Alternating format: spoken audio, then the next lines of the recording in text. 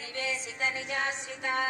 राज्यलक्ष्मी कोशनाघा चतुरंगबलेश्वरी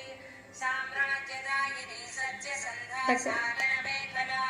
दीक्षिता दैत्य शमनी सर्वलोकवशङ्करी सर्वार्थदात्री सावित्री सच्चिदानन्दरूपिणी